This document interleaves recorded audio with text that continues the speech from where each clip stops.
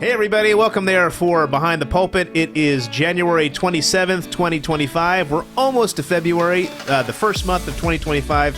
It's almost in the books, 1/12 of the year down, and I am joined here by Pastor Dave. Pastor Dave, what do you think about 1/12 of the year is down? How are you feeling about it? You're psyched, man. You're pumped today. That's energy. Because we were gonna record at 8 a.m. this morning. I know that's your prime time. We had to move that to now, and so I have all this pent up energy that was ready to go at 8 a.m. You can say why if you want. We don't need to say why. We'll just know. We were going to start, and then here's it didn't my start. Okay? here's my little energy booster thing. You ever try the Ghost? This is like my way of. I have not tried the Ghost. Energetic. I had more energy at 8, but I'm trying to hang in there with you, man. Well, here's the other thing: is I'm wearing my Contend Conference shirt. This is Contend Week. That's also why I'm fired up. This coming Friday night is going to be our second Contend Conference. We are super excited about it. We do still have some spots, so if you want to sign up, I want to encourage you to go and sign up today. And if you come to the Contend Conference, you will get to see our guest on Behind the Pulpit today. We're joined here by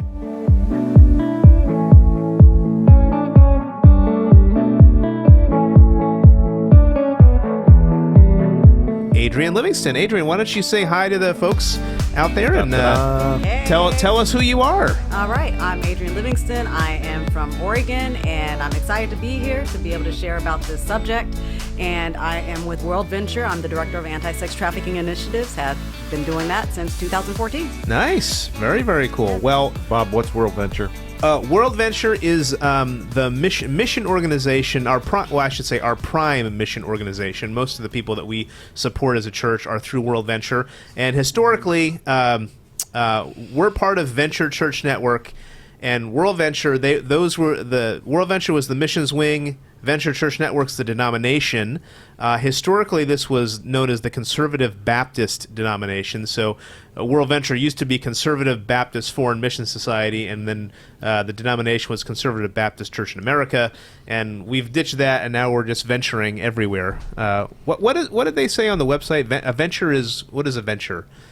Do you remember? Have you looked recently? Is the reason they chose that? I remember the president, Dave Whitaker, said the definition of venture is advancing in the face of risk or danger. There you go. So we're advancing the gospel in the face of risk or danger, both locally and globally. Yeah. So Adrienne's part of World Venture. So Speaking of like conservative Baptist stuff, she also went to a certain seminary that's affiliated, right? That's right, Western Seminary. Oh, shout out. Mm-hmm. That's right. Did you go there? No, but I'm jealous. The Pacific Northwest people got it going on. You guys got good food over there? Oh, we have good food, good coffee. So I was happy that Pastor Bob took me to a nice coffee place this morning and not, Barrister Coffee. They're going to be just deal with any giving us coffee for the conference. No, not it. That's great. Yeah. Yes. So what would happen if I tried to like pop up a mediocre coffee shop near you? Would that just die on the vine? That just wouldn't make it. It just wouldn't be impressive. Yeah, it would. We could drink it, but it's just not. Yeah. Gotcha. I see. So you got your I do have to ask. I've not been to Oregon. I've not been to Portland, although I hear it's beautiful. And I was a fan of the CW Flash show, and I heard that Central City, whenever they did the landscapes, was actually Portland. Yes, they did. The videos of that. But my question is, I've heard there's a really famous donut shop in downtown Portland called Voodoo Donuts. And tell us a little bit about that if you're ever in the Portland area. We left. I heard that's where you need to go. Okay, so people like to go there because they have donuts of all kinds, like donuts with Fruit Loops and donuts with Captain Crunch. You might have a maple bacon bar, and it's interesting. And they have maple bacon is delicious. I will tell you. I love it. However, I don't think think like the West Coast version of Duck Donuts. Is it like that?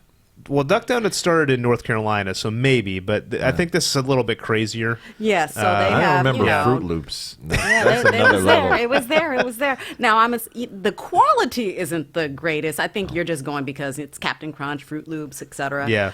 They have some different, things on the wall that signify kind of voodoo.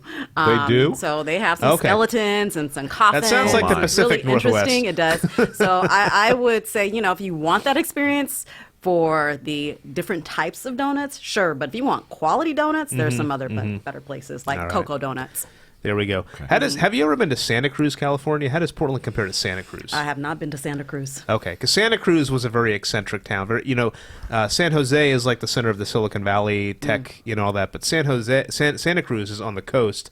My cousin lives there now. They work at University of Santa Cruz, and it was it's an eccentric. They have a pier out there with sea lions. But I remember having a chocolate-covered bacon on the pier in Santa Cruz. Made me think about what you were just talking about. And you wouldn't think they go together, but they do. And maple and bacon go together very well. Yes. That's one of my favorites at a different donut shop. All right. Well, why don't you tell us a little bit about lunch? Yeah, why don't you tell us a little bit about your ministry and what you do for those that maybe missed the service yesterday. And we had limited time. We can talk a little bit more today about what you do. But I'll give you the floor for a minute. Okay.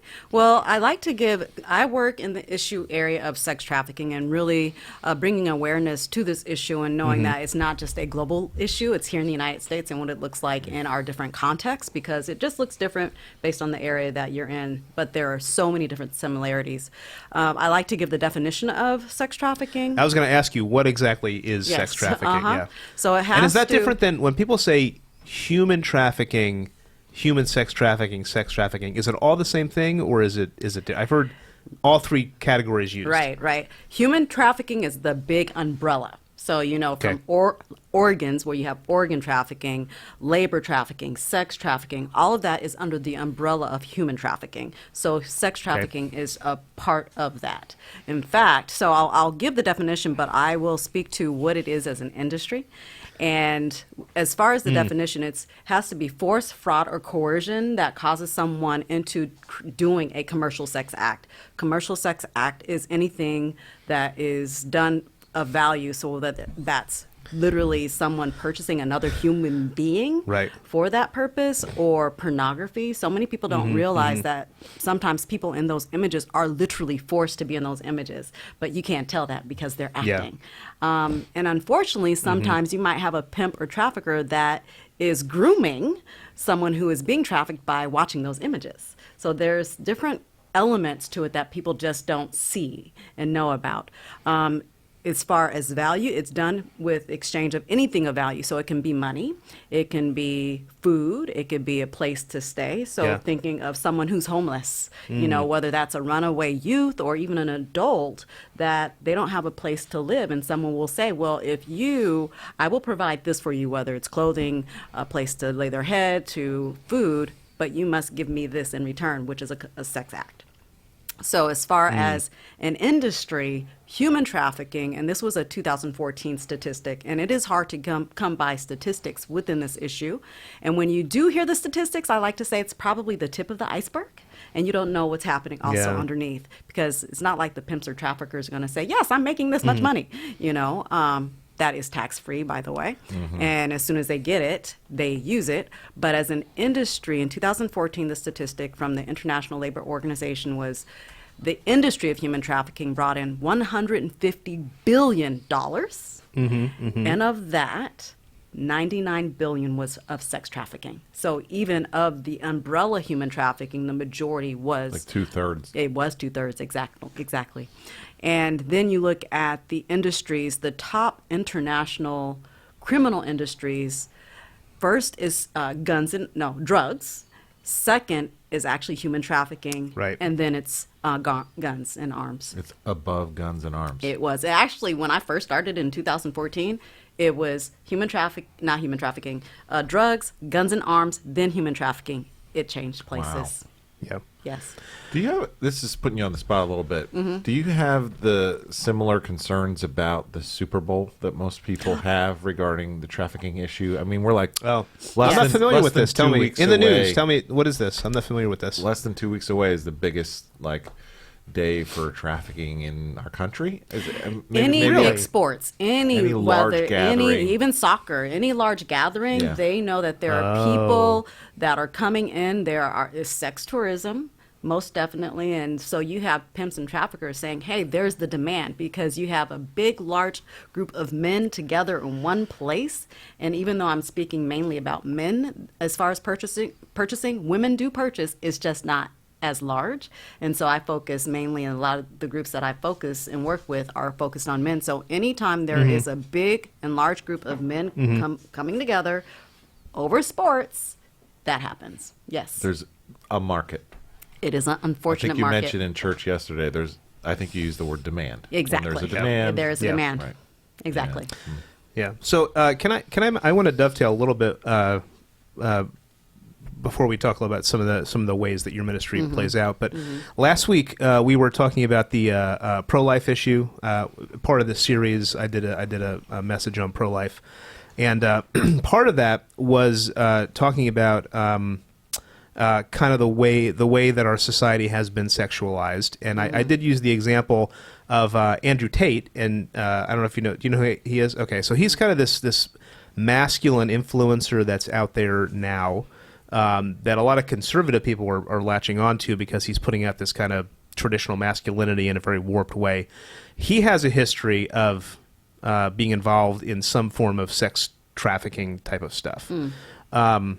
I was just pulling up this article that the headline was Loverboy Sex Trafficking Method Allegedly Used by Andrew Tate. Allegedly, I guess. But he's got a couple quotes on here about running webcam studios and having girls work for him and things like that. So this is part of his history. What where do you see kind of are those things very common?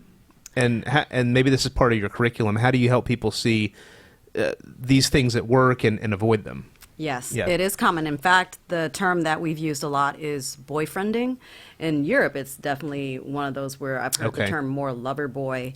And when you look at the common age of Right. Well, I think he's British. So that's maybe why they're using the lover boy yes, exactly. acronym here. Yes. Yeah. So here in the United States, you'll hear boyfriending. Gotcha, And the okay. average age or... See, I didn't know this. This is helpful. Yeah.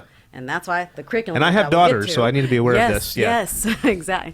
Yeah. And actually, even when I talk to older women, when I share with them about the curriculum, they say, "I wish I would have had this information." And as far as like a common age of entry into being a traffic is 12 to 16 years old, which is middle and high school. Yeah.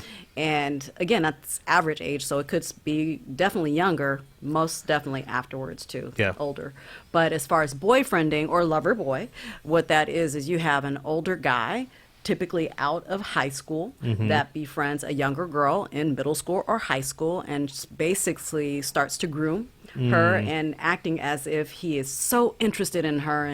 And I say they warp natural desires. So, you might have someone that really wants to get married. And so they will talk about the white picket fence. They'll talk about, I want to marry you one day, and will wine and dine her. Yeah. They will buy her new clothes.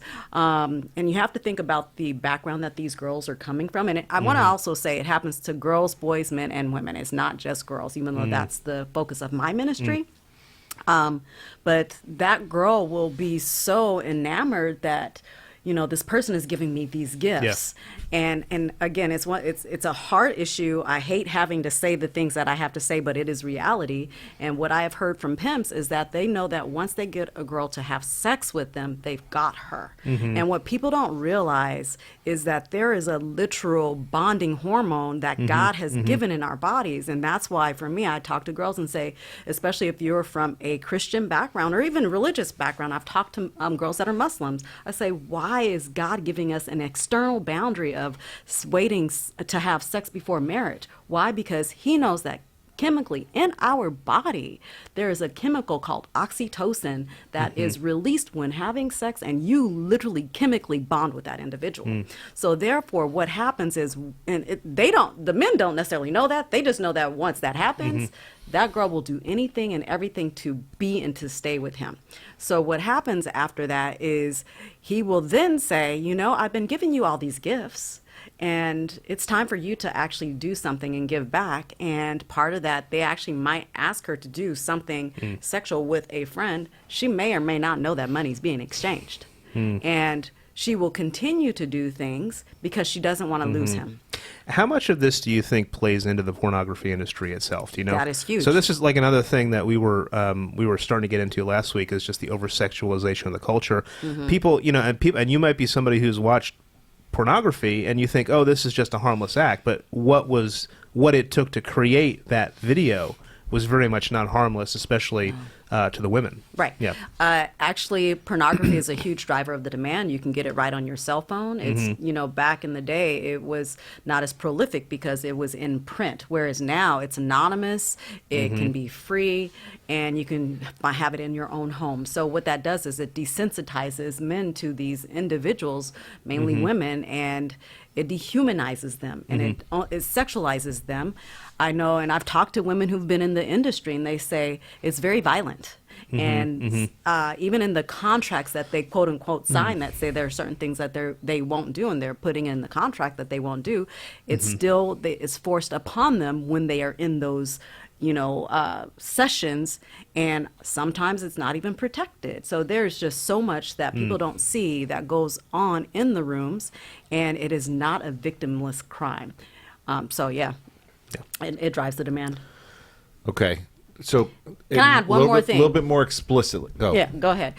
Is that those that do purchase sex, talking of men, 2/3 are married and 2/3 have kids. 2/3. 2/3. So that's, if I do my math, that's 7%. That's a lot. That's a lot. Yeah. Yeah. Yeah. What strikes me sometimes about those kind of guys is, they're being unfaithful to their wife, but they don't want to leave their wife. They still want to have this, this family, this appearance of, I've got this sort of nuclear, but they also want to have this other thing on the side. They don't want to give that up. They want to It's indulge a in little these bit fantasy dysfunctional. things. Yeah. What they see in pornography, they don't want to act out with their wife, so they go out and get it from somewhere else. Okay, so just a little bit more explicitly, let's say there's a teenage guy watching this podcast, and he's thinking, pornography doesn't hurt anybody. It's just me and my phone. This is nothing to do with causing this person to be trafficked. How would you respond to that kind of thought if somebody thinks, well, I'm not really harming anybody? How would you push back against that? I would say there are a couple of groups of people that are being harmed. One, definitely the girl that is in that image. You don't know if she's there really by choice at all. And the person is acting, and they're believable. So They're acting like they want to be there, Exactly. but they're really enslaved. Exactly. You don't know if there are girls that are there underage. They are dressed up so much that you don't know that they're underage. So first and foremost, if they are in a sexual position, do you know? Depends on the state, but I know many states, if you're under the age of 18, you literally cannot consent to having sex. So that is illegal. So that's one that is happening, where you don't know if that is an underage child that is in those images and being forced into those acts. So that's one.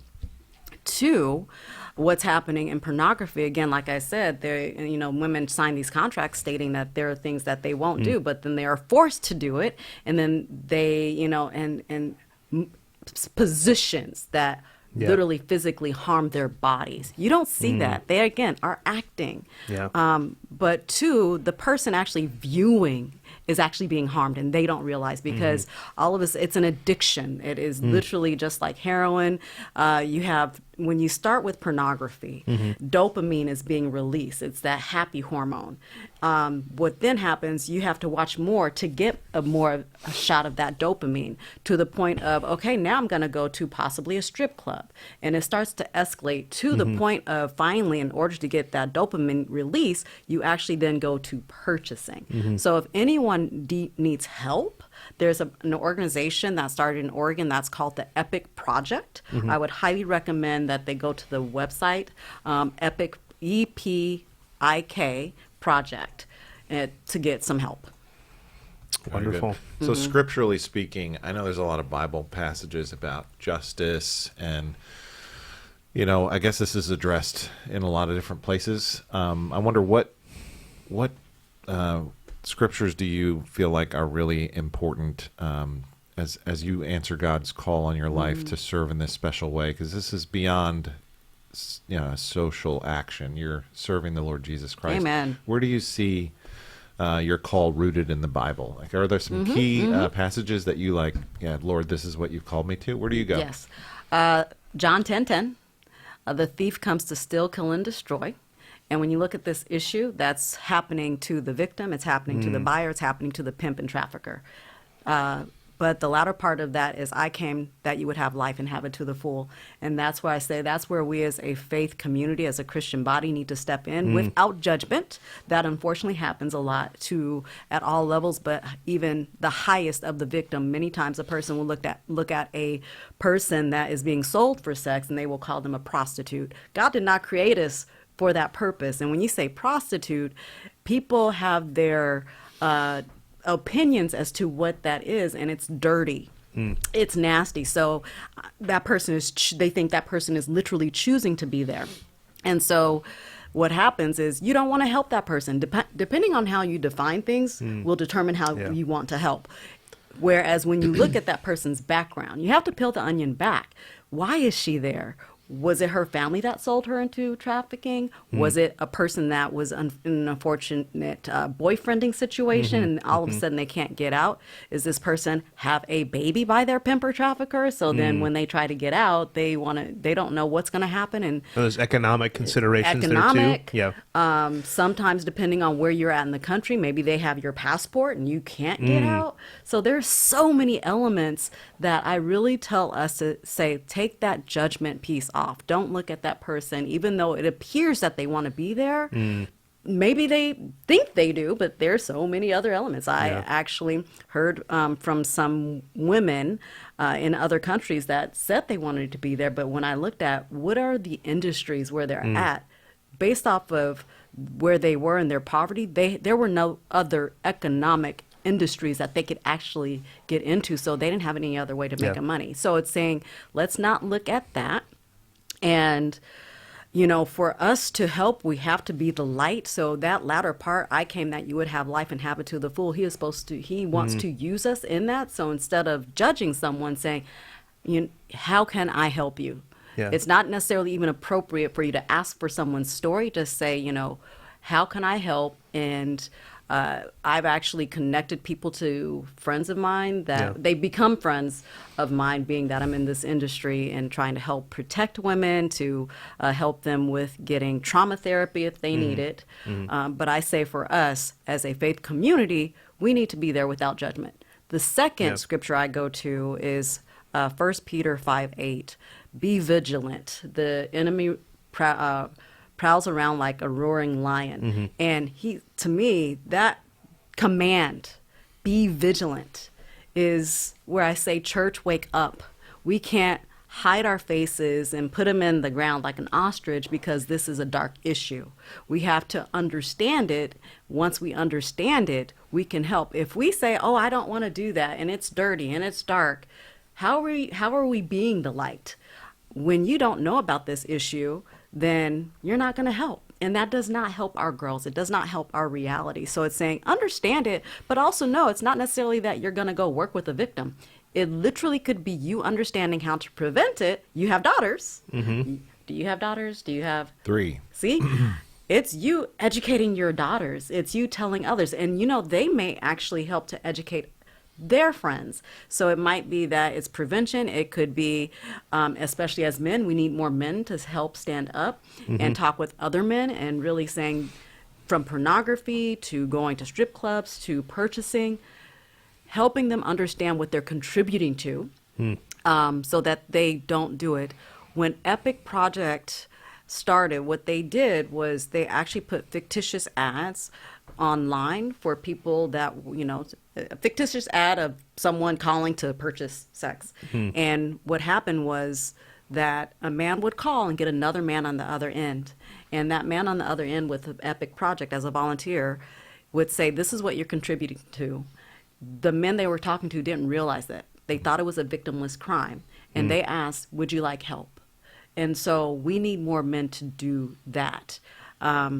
Also, it's one where once we know, we can say, okay, maybe it's again not working in this issue, but I might just volunteer at an organization that's working with those that are vulnerable to being trafficked, from at-risk youth to immigrant and refugee organizations to domestic violence. So saying it's not just the issue in and of itself, it's a web. It's not just I would say don't see it as a silo. Look at all the things that make someone vulnerable and even go help there. Then you're helping. But those are the scriptures. Yeah, That's excellent. Thank you. So, could you talk a little bit about your specific work with World Venture? How does your ministry step into this issue and help to bring not just awareness, but healing and confrontation? I don't know what the right word would be. Yes. Yeah, but give us a sense of that. And if somebody were to come to our conference and attend your session, maybe you can give us a sneak preview of what they'll experience when they come. Okay. Or learn. Yes, definitely. It's a continuum. So for me, the focus is education, awareness, and prevention. And I co-wrote with another person, Michelle Lathrop, a curriculum called the Girl Empowerment Curriculum. It is a sex trafficking and domestic violence prevention curriculum for middle and high school girls, especially since I said, the common age of entry is 12 to 16. Knowing that it also happens to women, men and boys, the focus for us is girls. Yeah. And what we do is we go in and train youth leaders that work with this age group. And that group is a secondary audience that benefits, because oftentimes the women that we're training, I've had in 2 separate sessions, the 2 women said to me, wow, one said, I just realized, even though I'm divorced, I was in an unhealthy relationship. He was abusive because he was emotionally abusive, and sometimes people don't think and consider that as abuse because we focus so much on the physical violence. So she said that. And another one, it was a college age young leader who said, wow, I'm just realizing I was in an unhealthy relationship with my last boyfriend. So many of them don't have the information that we're giving these girls, and they say, I wish I would have had this when I was younger. Yeah. So that's one, but we teach them so that they can facilitate the curriculum with the girls that they're working with. And then with the girls, we're taking them through understanding your tuition, not second guessing your intuition. Look, do you know your boundaries? Even as adults, we don't necessarily consider and think of our boundaries. Have you written down your boundaries? I didn't until I started learning about this. And telling the girls, you know what? You can change your boundaries. And sometimes you don't even know your boundaries until someone crosses them. Yeah. And that's okay. And even as adults, that happens. And I give them examples. With the curriculum, we go over define and tell, which is using their voice. If someone does something to them, we've given them a tool and some tips for telling someone that they've crossed a boundary and they don't like it, and what that person should do. And it depends on the person. If it's someone that you like as a friend, okay, you don't have to be mean about it. It can be nice. But if it's someone you don't know, okay, we're going to have you say it differently. In fact, we're going to say you can't smile and you can't say please or thank you, because that's one thing girls are always taught is to be polite. If it's a friend, the first time you say it, if it can be nice, but if they don't do what you're asking, then they're not respecting you. So you're going to have to be more confident in your voice. With our curriculum, what we do is it's not lecture-based. If it is lecture-based, it will be ineffective. It is all activity-based, and it's helping them experience things and drawing out answers from them. And when they don't necessarily give us the answer we're looking for, we guide them into the answer, or we give it to them and we have a conversation. Because at the end of the day, we are not with individuals 100% of the time. You have kids, you're not going to be with them 100% of the time. The only person you're with 100% of the time is yourself. And so what we want to do is give them I don't tools. know about that. Sometimes I feel like I'm Not with yourself. Yeah. Right. Dave, are you here? Are you here? Right. Yes, yes. Dave literally fell asleep on air about a month ago. Oh my God! Remember that? He was like, Don't listen to this guy.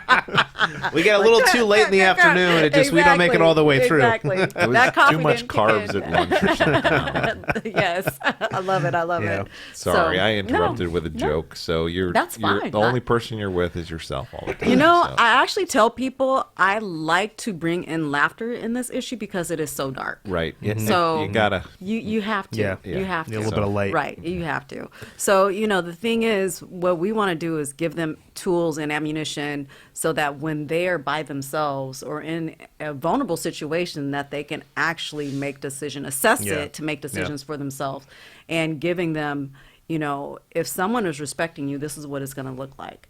If you're with a potential boyfriend, again, that boyfriend, and they don't know it, do you know what real love is? And we have them do a love test using the other scripture, and it's part of the curriculum, is 1 Corinthians 13, 4 through 8, where it's love is patient, love is kind, it does not boast. In fact, those that are looking at pornography can do the same test on themselves. But what we say is, instead of saying is, or love is, make it a question. So is, instead of saying love, put a person's name, kind. So is Jason kind? And before answering, really think about the times that person has been kind to you or patient with you, and even observing with others. Do a baseline. And then over time, if that person starts to change, is Jason patient? Is Jason boastful? Is Jason not jealous? All of a sudden, if you're like, gosh, now I can't look at another guy, and this is typically what happens, because they'll say, oh, you're really interested in that other guy, and get mad. And therefore, if you have the true definition of love, and you get down to, is Jason, not jealous, and he starts to be jealous, what I'm going to ask you is, I'm not going to say, don't be with that person. My question is, do you want to be loved well? And if you know what the true definition of love is, and the person is now starting to not only be jealous, but boastful, and you can't do anything right, and you're living on eggshells, is that person loving you well? And you deserve, we have to tell some girls, because sometimes they don't know that and believe they deserve to be loved well, depending on their situation. We're saying you deserve to be loved well, and that person is not loving you well. So is this the type of person you want to stay with? And understand that, again, having to talk with girls about sex, we talk about oxytocin, saying that muddies the waters, and it makes it harder for you to leave, even though you see this. And so we try to be very real with the girls and make it a safe space for them to give us what's really going on in their lives. So we do stuff like that within the curriculum. Wonderful. Well, before I ask you maybe one last question about next steps, I did want to pause. You mentioned before, so you said this is primarily for teenage girls or preteen girls, but you also mentioned boys are impacted by this too. Yes. So tell me quickly a little bit about that. Who is taking advantage of the teenage boys? Is it older women? Is it older men?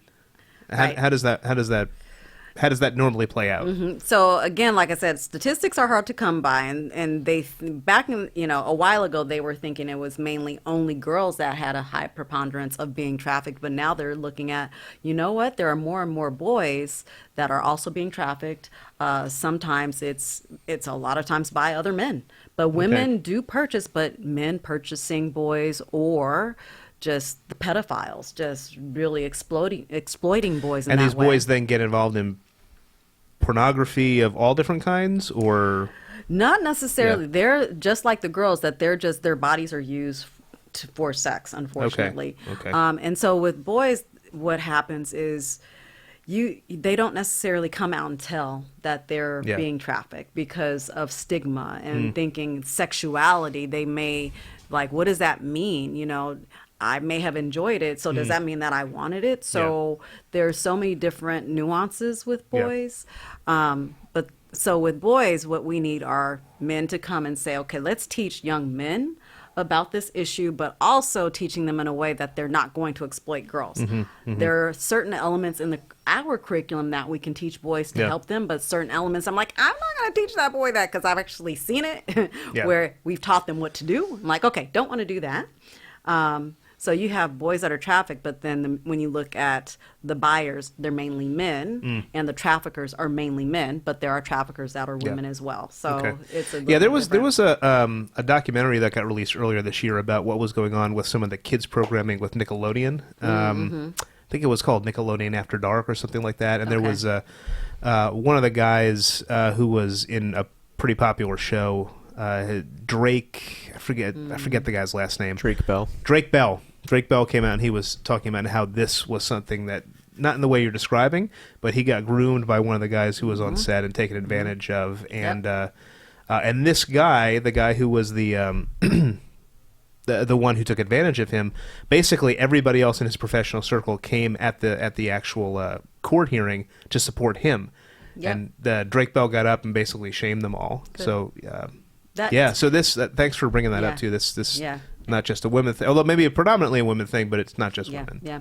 And unfortunately, the victims are typically the ones that are blamed. Like, what were you doing? We talk to the girls about that. You know, you often hear, oh, what was she wearing? What was she doing? Was she by herself? I'm thinking, she wasn't the one who attacked herself. We need to be looking at the perpetrator and the offender and the accuser and saying, what were they doing? If that young girl was, possibly a little drunk, they should choose to not violate another human being. So Good. it's like, let's look at the person doing the attack.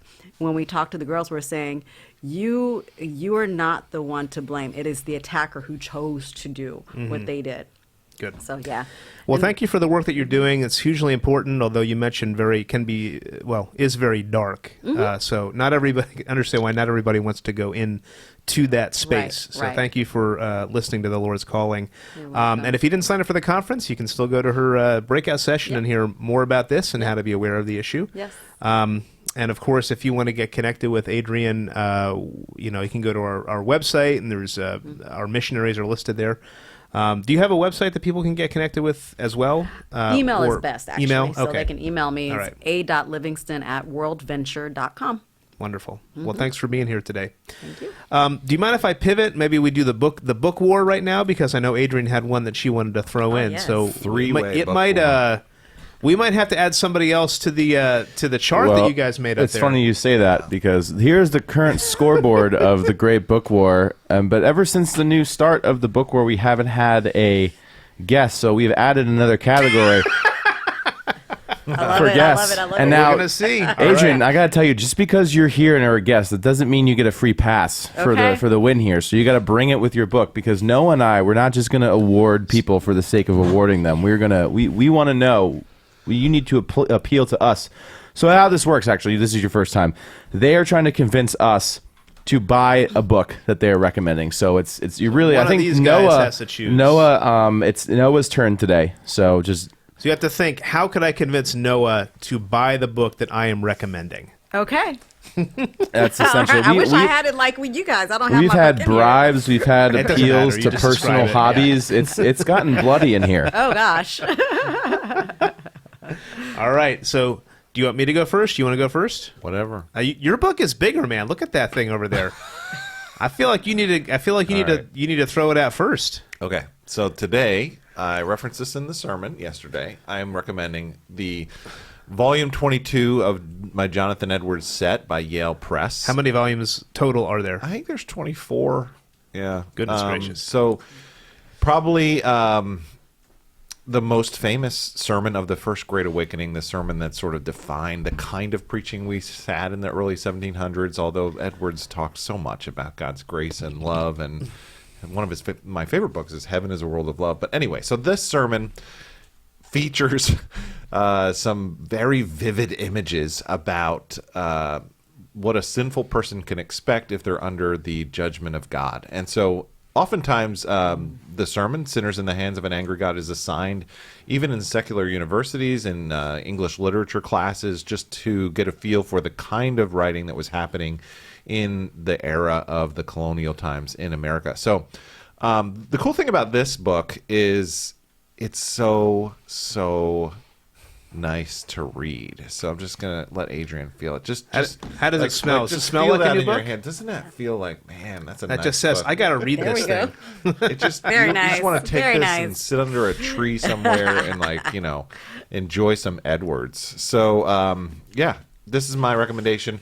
Sinners in the Hands of an Angry God is a sermon you can read in here. You can also get the audio of it. Max McLean did a version of it. You can listen to that on YouTube.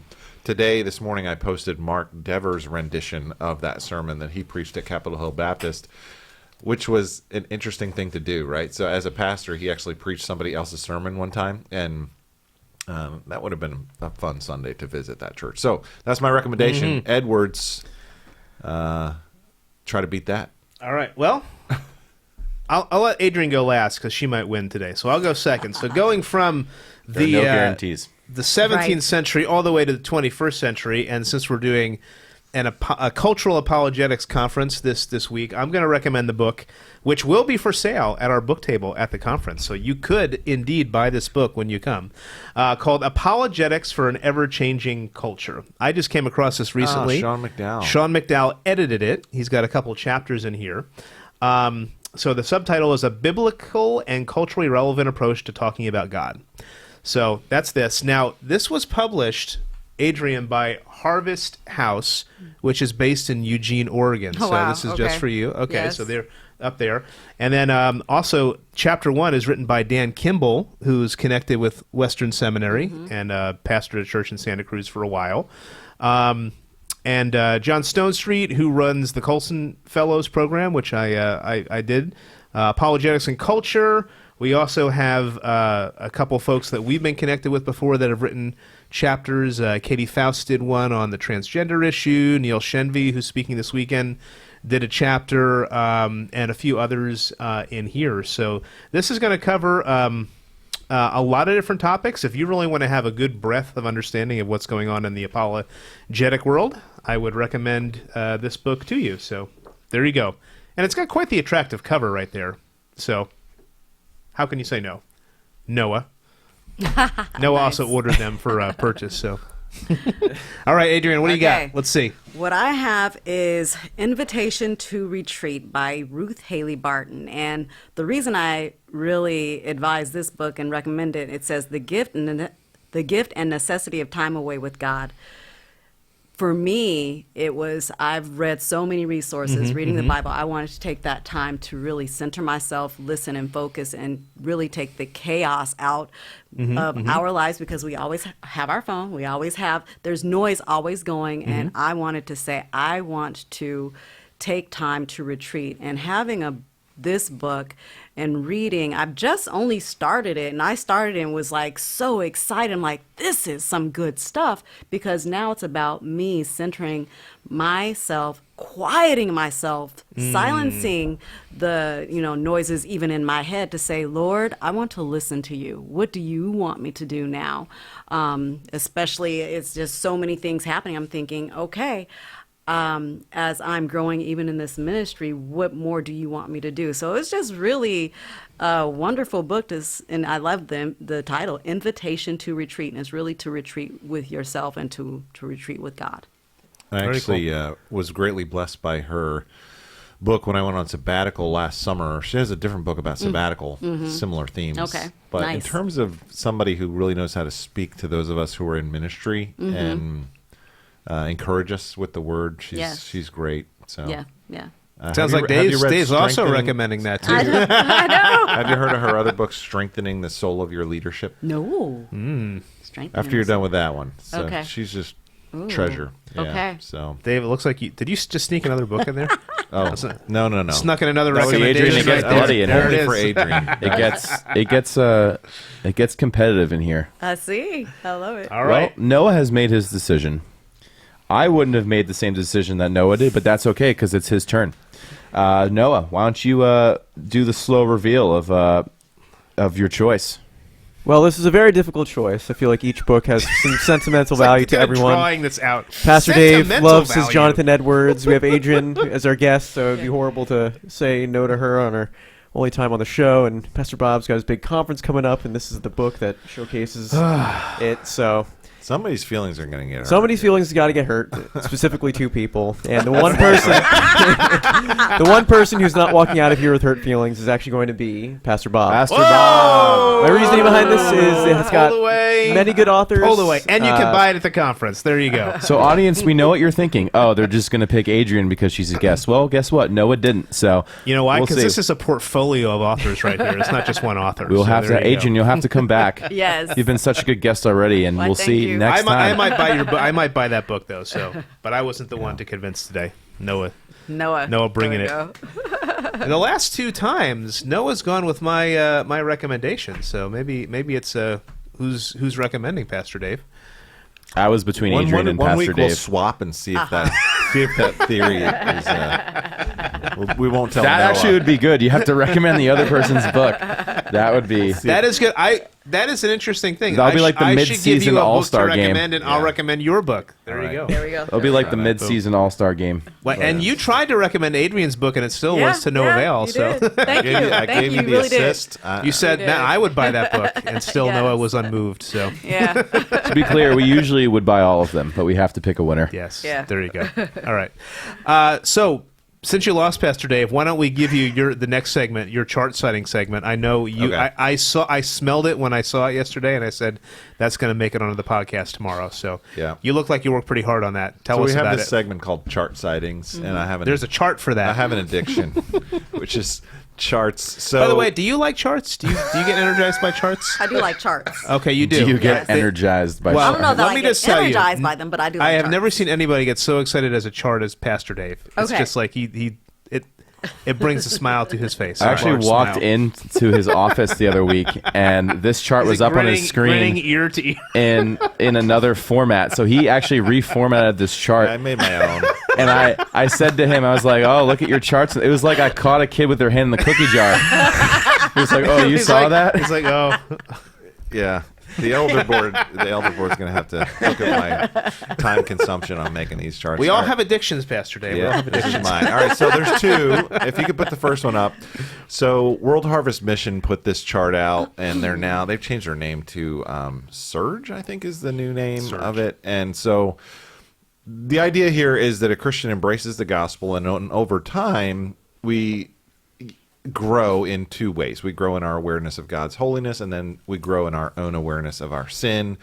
And this is how sanctification occurs. So we don't actually grow in our faith in a categorically different way than we first embraced our faith. It is still by grace through faith. So Colossians chapter 2 says, in the same way that you received the Lord Jesus Christ, so walk in him. So this is a helpful diagram just to show if you're on the right track. All right, so the next chart is to illustrate somebody who's on the wrong track. And so this can be a tremendous temptation. After you accept the Lord, after you're converted, you can have sort of two equal and opposite temptations. You can sort of lower God's standard of holiness and perform, and sort of put on a moralistic, pull myself up by my bootstraps and try to get there through my own self-righteousness, and not recognize that God's standard is so much far above anything that I could ever perform. Or on the opposite end, rather than growing in our awareness of our sin, we could start pretending, and we could start acting like we're better than we are, and kind of putting on a show, putting on a mask. And so both of those errors cause us to what's called, shrink the cross is the title of that chart. So is this their chart, or did you modify it and make That's it their your own? chart. Okay, totally. Both of them Right. are their chart. I just made them. Okay. Just to be more clear. Yeah, very clear. Yeah, that was different good. colors, That was good. but I put the credit in the bottom right. Just Well, I noticed that in the sermon we did a couple weeks ago about preparing for revival, we talked about the two elements of being aware of God's holiness and our sinfulness. So Yeah. I caught onto that, and this was really helpful because when you become less aware of those things, you shrink the cross. right. Yeah, so that was helpful to me. Yeah. So I hope that's an image that's profitable for you guys, kind of puts a picture Yeah. to things. And let's stop performing, let's stop pretending, and let's enlarge the cross. And that's how we overhaul our hearts. There's a chart for today. great. Any That's thoughts great. on the chart? You all right with that chart? I think I we am. should start grading the charts. I like this. We segment did at one point. I especially. think Noah and I did start Yeah. grading them. I really appreciated this chart when I saw it. I had a request after church for somebody, so they wanted me Noah, to send them that I will. chart. What? yeah. Wow. Okay. Yeah. Pastor That's worth Dave, I will something. say, I think we could have figured out a way. There's a little too much spacing between the first and second cross there. I feel like if we squeezed that in, we could have fit another cross on the Yeah. right hand side. So Yeah, I'm gonna yeah, give it. yeah. I'm gonna give it a B plus. All right. Yeah. Can you go back to the previous one? I was going to comment.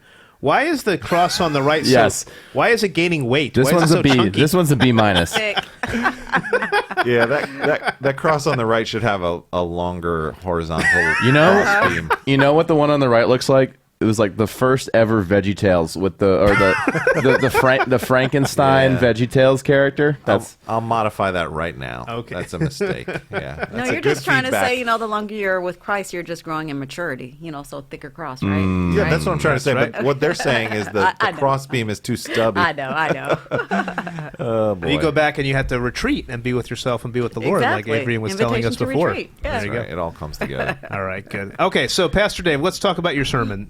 So you were All talking right. about the central element of revival being the gospel itself. Maybe you can give us a 60-second flyover for those that missed it, and then we'll ask you a few questions. All right, 60 seconds. There's a lot of different passages that I could have used to do this message. We talked about Colossians, and I was trying to work on that, but it just wasn't doing it for me. So I went to Romans, and then I went to other places. And so Titus 3 was like a little compact, like little, powerful punch nugget set of verses there that kind of did what I needed it to do.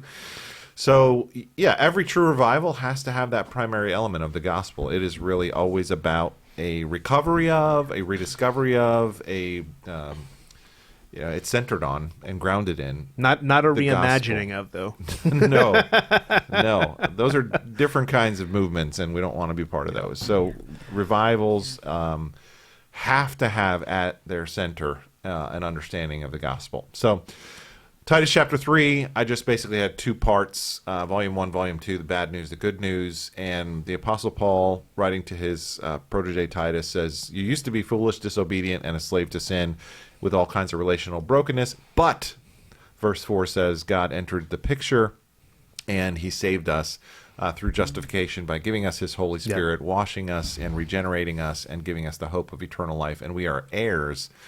Talk about identity and who we need to know who we are and what our grounding is for our identity. We're heirs of eternal life. We're sons and daughters of God, and that's who he calls us now because of the gospel, because of the work of Christ. So the challenge there was kind of twofold. Number one, if that's not a message that you've embraced, we encourage you to take that step and embrace that by faith. But also, is that the message that you're willing to share with those around you? And so the closing challenge was, who is it around you that you can take a step toward with that great news and share that in some incremental way? So that was the application. Yeah, I liked it. I liked that you had this kind of volume 1 and volume 2 section to the message, and you really, I think, hit home with that last illustration. Not just because it was Billy Graham, but you really pointed back to the fact that it was the usher who would not let him leave, and made a sense that you all may think that you're not making an impact, but you never know. You may be the usher that pulls in the person who makes a greater impact, whom God had to work that specific work to do, but they wouldn't have been able to do that if you had not been obedient to the Lord. So that was Right. a highlight for me at the end. I think a few people appreciated that. Yeah. If I can also just even add, I know sometimes it's when a person is in ministry, so like myself as a missionary or pastor, people always put individuals in those positions as, oh my God, what you're doing, you're doing God's work. No, we're all called, as you say, like that usher. We are literally all called to do the work. It's just different how God is using us. And so don't actually diminish your contribution. Yeah. So, yeah. Good. What's interesting is nobody knows that guy's name. Not Billy Graham didn't even know that guy's name. But I imagine when Billy Graham went to glory a couple years ago, he might have got a chance to meet that usher Yes. and say thank you for Amen. giving me a Yep. seat. Yeah. And so, we may not have our name become something that's, renowned. Yeah. But yet, in God's book, perhaps that humble... that humility can be really, really wonderful and great Yeah. in God's eyes. So, yeah. Can we revisit the laundry illustration and the underwear? Oh, Sure. Did you have a clothesline when you were growing up? I did not. I think my grandmother I did, did. but we had moved into the late 20th century by that point. So No, man. we did did. not have the We were the clothesline, last. What's that? At the end of the bell curve, the laggards or whatever? I think we were the only people in the neighborhood that still had those two poles. My grandmother did, though. I think she Pastor had it Dave, outside. that was a missed opportunity for almost a guaranteed prop of the year. We already pulls out had his underwear on we already had stage. the hearts hanging up there. All you need is some clothes. All you need my is some gosh. clips and the clothes. You could have hung them right up with the hearts. See, my brain thinks about charts, not props, and that would have been perfect. But I didn't think Well, about it. but the point was though that this I thought it was a really powerful illustration of the washing that Titus is talking about. And Titus specifically uses that washing with regeneration, and I thought you illustrated that pretty well and made it pretty powerful. That we all need to air out the laundry so that it can be cleaned. Was the point, right? Yeah. And I think everybody kind of wrestles with that. Yeah. We have different strategies to sort of tamp down the voice of our conscience Yeah. that is in desperate need of justification and Yeah. washing. Yeah. But the only real concrete and enduring solution is the atonement that's made Yeah. through the gospel of Jesus And Christ. I was thinking about Adrienne's ministry too. So you're dealing with people that are engaged in some very dark practices, and that's a type of laundry, if you can say, that people Exactly. do not want to expose at No, all. they don't. And yet the solution for that is the washing through the gospel itself. Yeah. Um, And to take that to another level, sometimes even when a parent, for example, might find out that their child is being trafficked, sometimes they don't want to do anything, whether it's someone being trafficked or even just abuse. It's like, oh, I don't want to air my dirty laundry because what does that say about me? And it's, no, you need to, because that child needs help. You need, unfortunately had a friend whose daughter had been sexually abused by her father, which makes her vulnerable to being trafficked. And when the daughter went to the mom, they had been divorced, and so the mom had no idea because the ex-husband hadn't been with them for a long time. So when the daughter went to visit, he would sexually abuse her from the age of 3 to 6.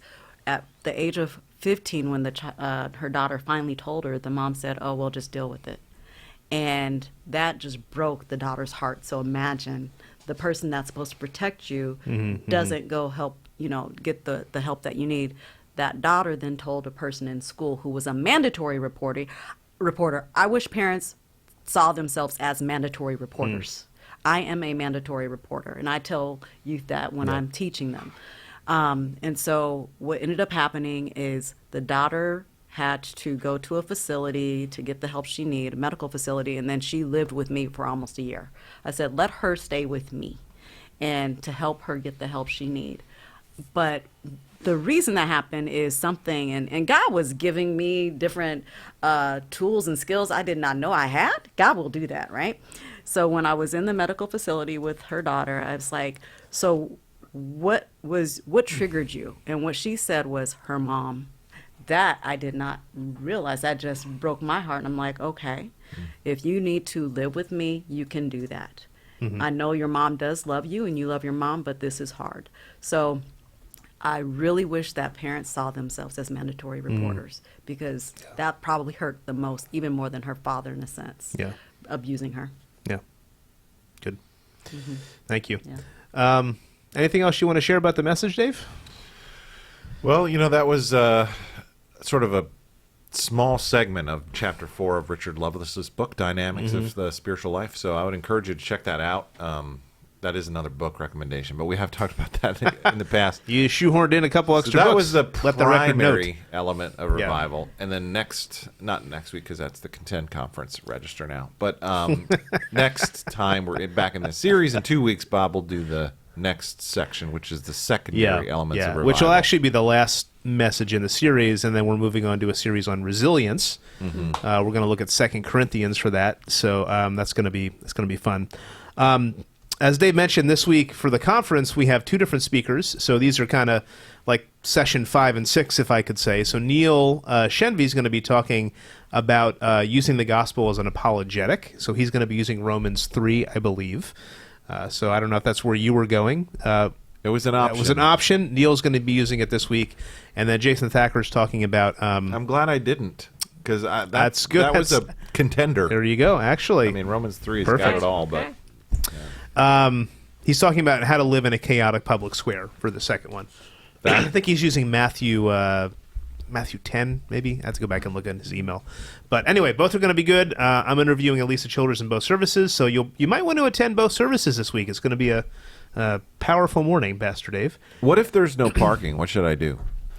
You should go to the Chabad. You should go over to the Chabad very quickly, and we will pick you up. Mm-hmm. Yeah, maybe you can say more about that. Is that what's happening? Did I get that right? We're running the shuttle. Hey guys, we would love to just make sure everybody's aware of that service. The double parking and the parking on the lawn is really not the best way to manage Sunday morning. So please take advantage of the shuttle. It's a wonderful opportunity. It's our mobile foyer, and it's like going to Disney World or something. Like you're going to ride a ride. It is like kind of like running the monorail at the airport or the shuttle at Disney World. That's good. It's good fun, and they'll drop you off right at the front door of the church. Like you'll walk less, so it's a good thing. You'll be outside less if you stay in your car when they come over. In all seriousness, though, you are helping like a first time visitor have a spot, right? So if you're a long time church attender here, that's one way that you can like serve God. You can just make sure there's more open spots for people who are driving on campus who don't know about the shuttle. So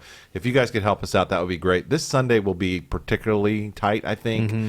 And no, the attendance number this past Sunday was over 600, right? It was like a large... It was quite high. Yeah. That's so we appreciate that's including the online, but the in-person attendance was very high. It was high, though. Yeah. So ride the shuttle. It's going to be a great Sunday. There you go. Awesome. All right, should we do the theological sprint? Did you come up with one for Adrienne since she's here? We'll see what Noah has, but Noah, I'll kick it over to you for our Theology Sprint segment. All right. So our Theology Sprint is directed towards our guest today. And the question is, does the Bible condemn sex trafficking? Where and how in the Bible does it do so? I would say it does condemn sex trafficking. It is... Gosh, I'm not like these two who are pastors, so I can't just like go and say, this is the scripture. But again, I just think that scripture that I said, John 10:10, the devil or the thief comes to steal, kill, and destroy. That's when you look at sex trafficking and what it does, it literally kills people. Like for someone who's a victim, within 1 to 7 years, that person could be actually literally dead, whether it's from suicide, from killing, from disease. Also, you are having the body be a commodity. He did not create our bodies to be a commodity. We are not commodities. We are image bearers of Christ. And when you look at someone who is purchasing, they are looking at that literally as, okay, I'm going to purchase this person. And they actually think when they purchase that person, which I even hate saying that, they can do anything they want, even if that person has told them no. So many individuals have been raped. So when you just look at the whole of trafficking, the victim is harmed, the person who is actually doing the purchase is ruining that relationship vertically with Christ. When you look at horizontally, they are ruining the relationship, one, with themselves, but if 2/3 are married, 2/3 have kids, they are ruining the relationship. They have gone outside of their covenant relationship. But even if they're not married, you're married to Christ. Even if you don't know Christ yet, you're already damaging that relationship. I just see it as our murkiness, our sin, and that God did not create us that way. So, maybe you two, as I'm talking, could think of more scriptures to help, support what I'm saying. But yeah, it just, and all around, even the trafficker, you are living in a dark world. There are many demons. The demons obviously would rejoice because you're not connected to Christ. So I think all in all, yes. Yeah. Well, if you want to throw in a couple of scriptures, I had a couple ideas. Maybe you can jump in here with me. I think foundationally for the issue, even the issue of life we were talking about last week, Genesis begins with the fact that we're all made in the image of God. James, 3 reaffirms that and talks about the fact that we need to be treating and understanding that all people are made in the image of God and how we speak to them, but even more so, I think, in how we interact with them. I think of passages in the Old Testament. There's a number of very graphic passages in Judges. Genesis 19 is another one with the defiling. I think Genesis, when we did this dysfunctional family series years ago, and you preached on Genesis 34 with the defiling of Dinah, which is painting these issues in a very very dark light. those things that should be condemned. And I think some of these practices, not the word sex trafficking is not in the Bible, but there was a lot of things in the Greco-Roman world that are probably just as bad that Paul is getting at in some of his letters.